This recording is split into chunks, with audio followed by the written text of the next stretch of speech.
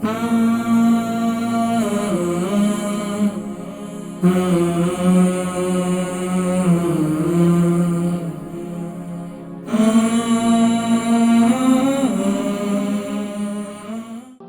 اللہ الرحمن الرحیم، السلام علیکم ورحمۃ اللہ وبرکاتہ۔ جی ناظرین کرام، ماشاءاللہ آج 70واں روزہ ہے، اور 70ویں روزے میں کیا خاص اعمال اور وظائف ہیں ناظرین کرام، اس کا تذکرہ انشاءاللہ آج کی نشست میں کروں گا، لیکن حسب تسلسل الحمدللہ حسب معمول ایک حدیث مبارکہ پہلے پیش کرتے ہیں۔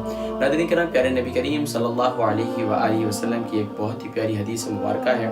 فرمایا کہ سبحان اللہ، اس کا تعلق طب نبوی سے ہے۔ پیارے کریم آقا علیہ السلام نے ارشاد فرمایا کہ جو شخص ہر مہینے 3 دن صبح کے وقت شہد کو چاٹے گا، اسے کوئی بڑی بیماری نہیں پہنچے گی۔ سبحان اللہ، کتنا پیارا عمل ہے۔ آقا علیہ السلام نے ارشاد فرمایا کہ جو مہینے میں 3 دن شہد چاٹے گا، اسے جو ہے سبحان اللہ کوئی بیماری نہیں پہنچے گی۔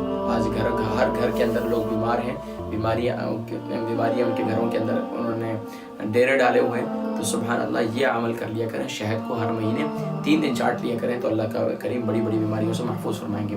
ناظرین کرام، 70ویں روزے کے کیا خاص اعمال اور وظائف ہیں، اس کا تذکرہ میں ابھی کرتا ہوں۔ ناظرین کرام، 70ویں روزے میں اس بات کا تذکرہ ملتا ہے کہ آپ نے خاص طور پر فجر کی نماز کے بعد ناظرین کرام اول آخر درود شریف کے ساتھ آپ نے سلام قولا من رب الرحیم، یہ 7 سلام ہیں۔ سلام علی نوح فی العالمین، سلام علی ابراہیم، سلام علی موسیٰ و ہارون، اور سلام علی الیاسین، یعنی کہ سبحان اللہ، پروردگار مہربان کی طرف سے سلام کا اس میں کہا جائے گا۔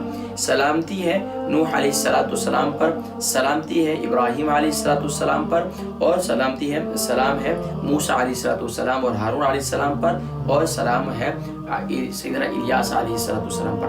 تو یہ 7 سلام ہیں۔ یہ 7 سلام آپ نے فجر کی نماز کے بعد سلام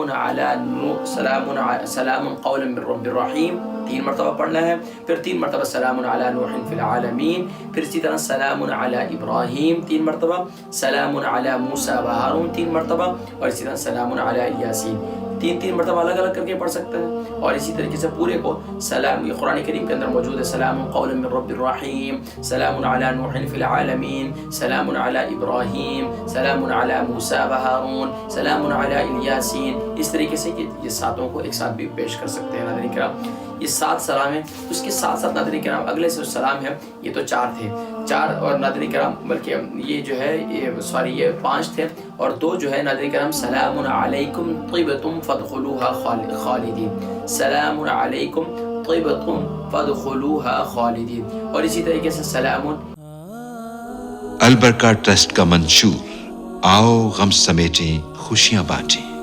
البرکہ ویلفیئر ٹرسٹ انٹرنیشنل نے پیدائش کی خوشی سے لے کر موت کی غمی تک انسانی ضروریات کو مد نظر رکھتے ہوئے یتیموں، بیواؤں، بے سہاروں، ضرورت مندوں اور سفید پوشوں کی مدد کو عبادت سمجھتے ہوئے اس عظیم فریضے کو سر انجام دے رہی ہے۔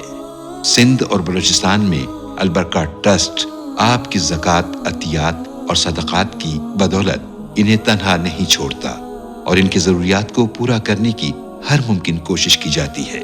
ماہانہ ڈور ٹو ڈور فوڈ پیکس کی فراہمی کے ساتھ ساتھ رمضان المبارک میں ہزاروں مستحقین کے لیے اسپیشل فوڈ پیکس سحر و افطار کا اہتمام کیا جاتا ہے۔ آپ بھی اپنی زکوٰۃ البرکہ ٹرسٹ کو دیجیے۔ رابطہ کیجیے 0121 6677 399۔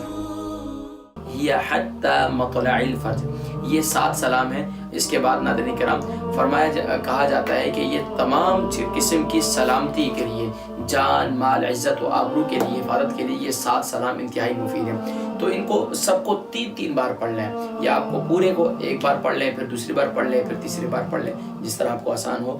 تو ناظرین کرام یہ 7 سلام ہیں، ان کو بعد نماز فجر پیش کرنا ہے۔ اس کے بعد ناظرین کرام ظہر کی نماز کے بعد آپ نے آیت الکرسی پڑھنی ہے، اور آیت الکرسی آپ نے 33 ٹائم پڑھنی ہے۔ اول آخر درود شریف کے ساتھ 33 ٹائم آیت الکرسی پڑھنی ہے۔ بزرگان دین کے معمولات میں اس کا ذکر ملتا ہے۔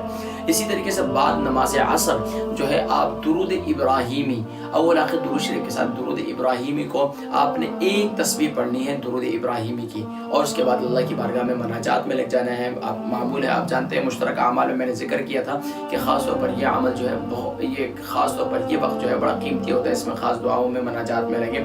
بزرگان دین کے معمولات میں نے یہ سب دیکھا ہے کہ وہ اس وقت زیادہ وقت جو ہے دعاؤں میں لگاتے تھے، مناجات میں لگاتے تھے، کیونکہ ہم نے اللہ سے مانگنا ہے اس مہینے کے اندر انشاءاللہ۔ اور بعد نماز مغرب کیا عمل ہے؟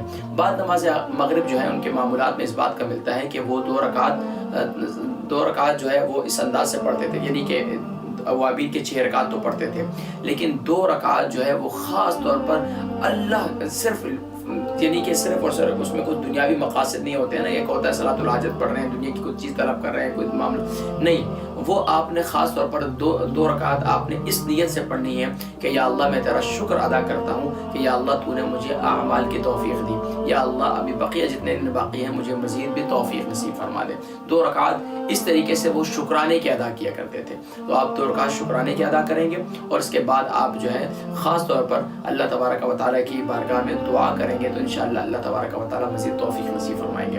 اس کے بعد حضرت کرام نماز عشاء کے بعد یہ ملتا ہے کہ سبحان اللہ کہ نماز عشاء کے بعد جو ہے وہ یا حی یا قیوم، یا حی یا قیوم جو ہے، اور اس کے ساتھ ساتھ ایک بزرگ کے معمول میں نے یہ بھی پڑھا تھا کہ وہ پنجم کلمہ یعنی 5واں کلمہ جو ہے اس کی تعداد جو ہے وہ 33 مرتبہ پڑھا کرتے تھے۔ یا حی یا قیوم ان کے بارے میں ہے کہ وہ ایک تسبیح پڑھا کرتے تھے 100 مرتبہ۔ تو آپ جو بھی آپ کو آسان ہو وہ کیجئے، اللہ تبارک و تعالی ہم سب کو توفیق عمل نصیب فرمائے۔ حضرین کرام انشاءاللہ 18ویں روزے میں کون کون سے خاص اعمال کیے جائیں ان کا ذکر میں کروں گا انشاءاللہ اگلی نشست میں، اپنے دعاؤں میں یاد رکھیے گا، انشاءاللہ زندگی رہی ملاقات ہوگی۔ السلام علیکم ورحمۃ اللہ وبرکاتہ۔ صدقہ جاری کے طور پر اس پیغام کو دوسروں تک پہنچائیں تاکہ سب کے سب جو ہے نیک اعمال کر سکیں۔